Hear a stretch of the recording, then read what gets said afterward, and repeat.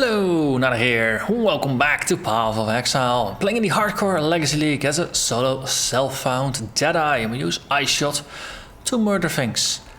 And thanks to a little bit of luck on the RNG side, we now have a 5-link in our Death's Harp.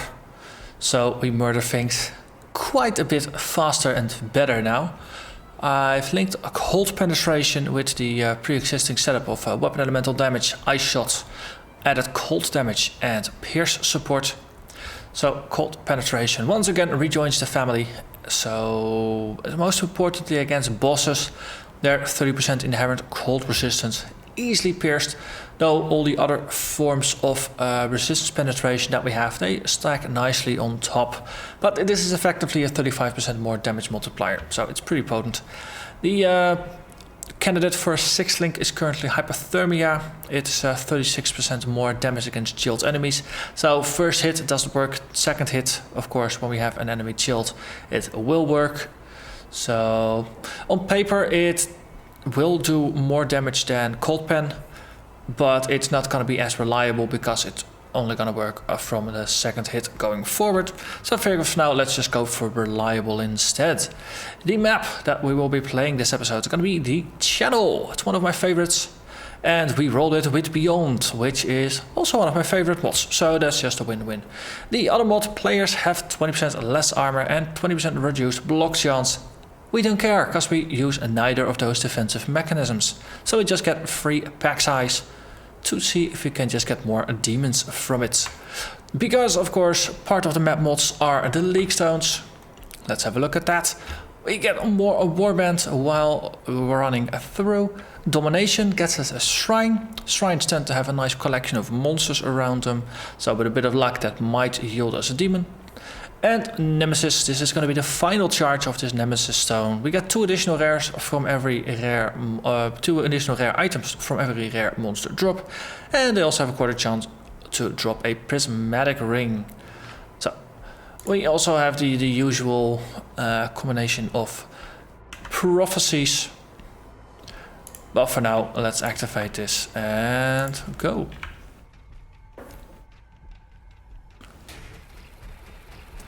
The portals of today are the new Malachi portals, and I think they look pretty darn spiffy. Soul Knight, a nice red and glowy, a little bit ominous. Stone cannot stop the torrent. Oh. It can only divert it. Deadly Rivalry Part 3. The rivaled Exile will be possessed by a ghost, if I remember the text of the prophecy correctly.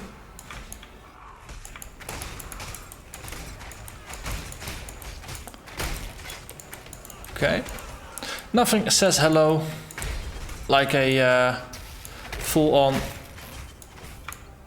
getting mobbed up even before you have even entered the staircase. So there were some demon spawns in between.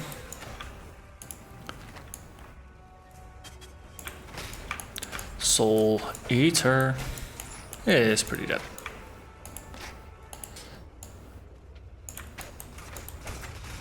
Just to make sure, I really want to go to the other side, but there's also stuff here. Okay.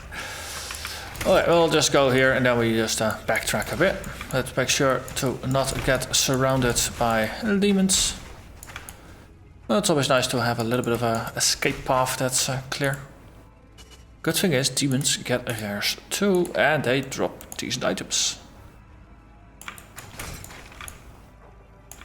Okay, this is the intersection, so here we take a turn to the right. There's a dead end, and now we can backtrack just to make sure that we did indeed kill everything. Walking down, of course, the interface obscures part of what you see, but there was actually nothing there to threaten us. All the little bits and pieces of currency, I still value them a lot. I must admit that the League Stone, that gets me Brandwood Raiders. So we found our warband. But yeah, the league stone, that's the Nemesis league stone that just gives 2 rares per rare drop. It's pretty darn useful. It's pretty darn potent as well. Okay. And as a result, we are nearly filled up. Let's just sift through the stuff. Gloves, yeah, that's gonna fill us up.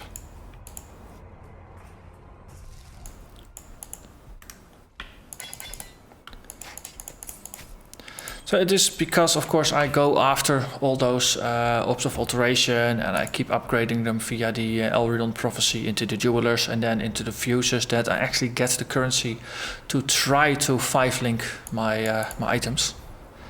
So it is a, in my opinion, it's a crucial part of the game.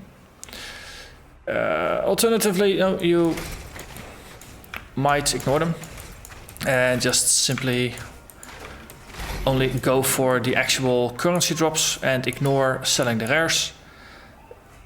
Depending on how clear speed oriented you are, that might actually be a more efficient way to play for you. But in my case, because I'm not doing speed clears, I just take my time. I kill everything. I go slow. I go steady. In this case, for me, just optimizing to minimize my time in town to empty my pockets. It doesn't matter. It really doesn't matter.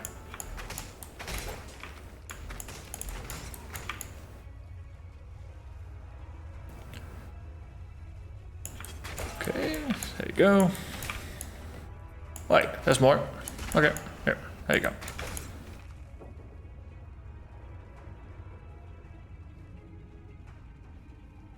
Okay.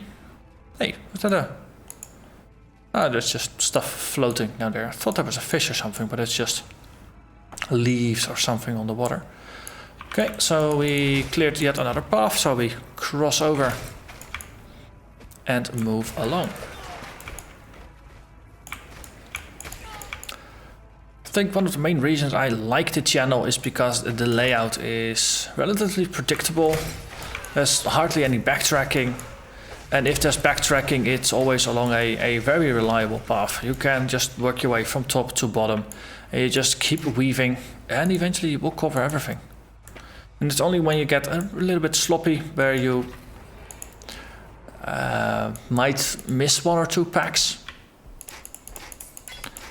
But most of the time you end up doing a pretty good job at full clearing the map. And that's, well, to me that's the important bit. So it always feels like you're wasting enemies. Well, you're actually wasting enemies by not wasting them. Yeah, so things like this, where you in the middle go one direction, then you forget the other branch. That's the one thing that occasionally still gets me. Okay, that spider actually missed me, because I think the projectile definitely intersected with my location. But of course, having a pretty decent evasion chance helps a lot. And that is another 7 jeweler orbs. So in addition to the boss fight, we will of course have a pretty epic fight with the Rogue Exile. Because, well, Rogue Exiles can actually be pretty epic. And I think it was Antalina Pura, the archer. So, yeah, that's going to be an interesting fight, especially Ghost Possessed.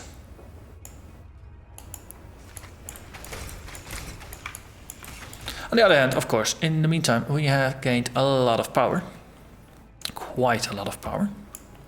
Muddy Boots, yeah, that was for the shadow.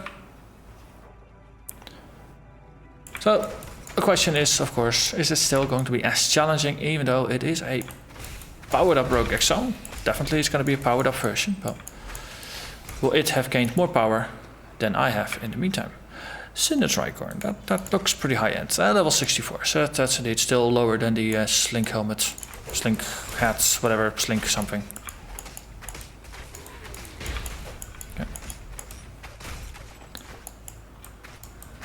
Okay, that was another small demon. And you know what? because we are down to a lower number of portals, let's actually stop picking up the very largest of items and just focus on the smaller stuff. Hello there, blood elemental things. That is part of Antalinapura. Yes, you are both a berserker and a charlatan. And that's now a conduit for a greater power. Oh wait, that's the lightning crackle thingamajig. Also, stop trying to murder me. It's not a Zara spike, the other one, Fidelitas spike, yeah. It's pure lightning damage. It's always strikes me as slightly interesting / weird. But of course, it's basically 100% damage conversion without the benefit of the physical damage underneath.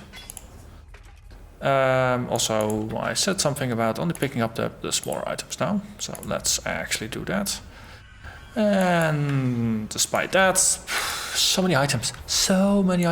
How are your maps? Actually, I thought we only had 2 more portals remaining, but that's gonna be after this. So, well, might as well make another loot run. Got a feeling we are getting closer to the end, so might as well just enjoy the rewards here. So do it like that, do it like that, do it like that. Exactly, pick up 1 more. And then after that we can move forward. So, lots of loot running. Hopefully we're gonna get something nice. Urson pelts, that's level 44 SD. What was it again? Lion pelt, that's the top end. Requires level 70. This one, it's almost nice, but unfortunately it's just maxed out on suffixes, so I can't actually craft a second resistance on it, so yeah. But I have been wondering for a while why am I not finding any ranger version of the helmet and the boots and the gloves and the things like that, and now I realize they're all level 70 drops rather than level 68 or so drops. So they are they don't really start dropping until the tier 3 maps where the white monsters are going to be level 70. Until then, Dry Lake you can't even get them. Because now even rares and uniques there only get +2, so that's going to be level 769 for the items. Tier 1 maps, uniques and rares will drop them, or can drop them, but of course those are far and few in between. Tier 2 maps, it's blues and better, so small chance of getting them, but again, small chance. Okay, we've already been to that side, so let's push forward. Strongbox. Also, other things. Please don't murder me. Okay, lots of stuff. Okay. Hex font. Okay, sure. There you go. Happy now? Let's drop the large items. I keep picking up the large items. Attacks, power ring, prismatic rings, destroyer regalia. Okay, good. There's one grippy grapply thingamajig over there. Mirror items and explodes. All and beyond, you really want something that just gives you a larger pack size. Additional rare item, traditional magic items, random curse, magic monsters, yeah. Sacrificing quite some of my very precious orbs of alteration here, just to get another pack of monsters, to maybe get some demons. Okay, so we'll put the thingamajig there. Then it's also nice just to throw a trap on top. And then get the heck out, and just from a distance we shoot.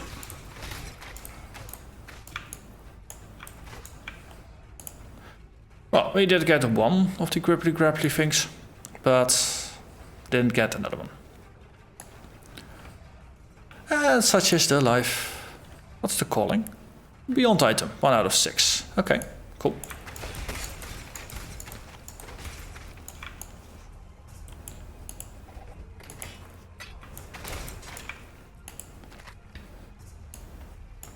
Butcher axe, that's actually small and portable.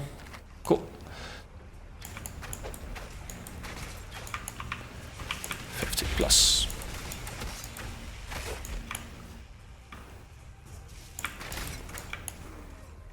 I got a feeling that it's gonna be this line, and then the next one just bends back, and that's gonna be it. So I keep expecting this one to drop below 50. Also, stop backstabbing me. That's pretty rude. Brutal. That's always fun.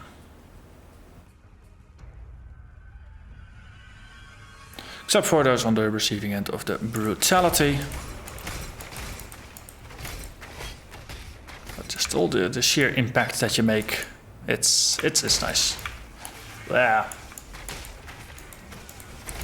Demon be gone.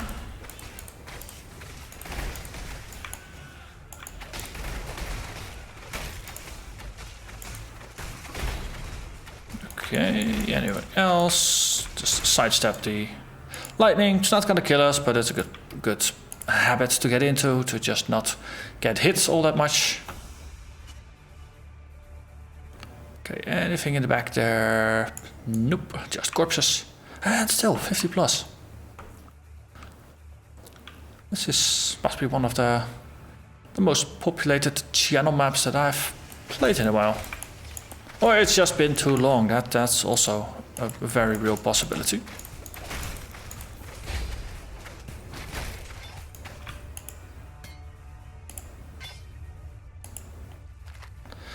And we just don't have space for full gauntlets, so let's empty our pockets, and then I think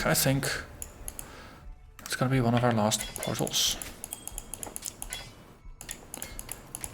Upside is, of course, that's a tier 4 asset lakes. That's always nice to get a drop for. And the last portal. So we're gonna make it count. Where's flasks? Nah, I don't need it. Of course, with the increased pack size, you do get more mobs per density or per area. So, no, there's a little bit of a trade-off there. One or two packs might actually be those 50. But yeah, see, 33 remaining. This is the final boat, and there's bound to be mobs around the boat. So let's double check. We have anything that affects the boss? We don't. We have Beyond, relevant for add-ons, but not for the actual fight. It's not like the boss gets extra damage or increased AoE or something like that. Here, have yourself a decoy. And see if we can freeze the boss. Yep, wing left is frozen. Boom. I think it flapped its wings maybe twice, maybe thrice. But that's all it did. Flap its wings in vain. It could not achieve liftoff. It could not achieve victory. And this is a full clear. So that's good. So it's nice to see that the effort you put in killing everything pays off, and that you really squeeze every little bit of loot and XP from a map. But with it, of course, we have completed the map, unlocked yet another one. Oh, it's really going slow, it's going steady. It's been a little bit of work to obtain the maps, and from here on out, that's of course gonna be the theme. I did skip a couple of the tier 2 maps because of the chaos damage bosses. So for some of those, I actually had to roll multiple copies and then roll them over, upgrade them into the tier 3 map. And for the tier 3 into tier 4, I'm gonna have to do a similar thing. So it's gonna be a little bit of juggling with things.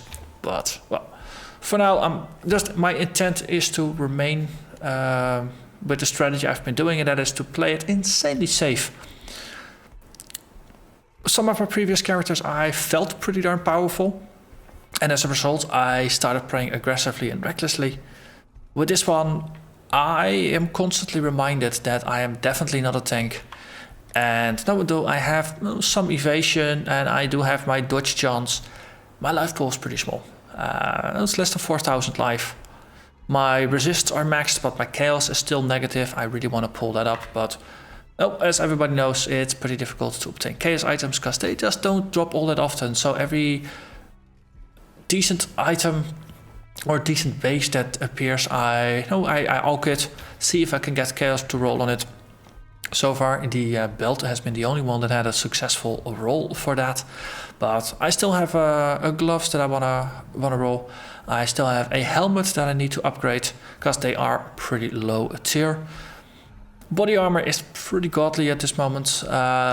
No, compared for how much worse it could be, this is pretty godly. Yeah, there's no chaos resistance on it, but on the other hand, we have triple resists with 107% resistance total. I doubt I'm gonna get anything better than this, because chances are just really small of getting something better. So it's gonna be the gloves, it's gonna be the helmet, it's gonna have to be some of the jewelry.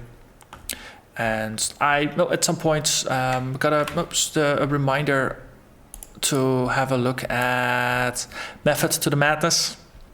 So then you spend these 4 points to get the chaos resist. The thing is, this is 4 points to obtain 24% resistance to chaos.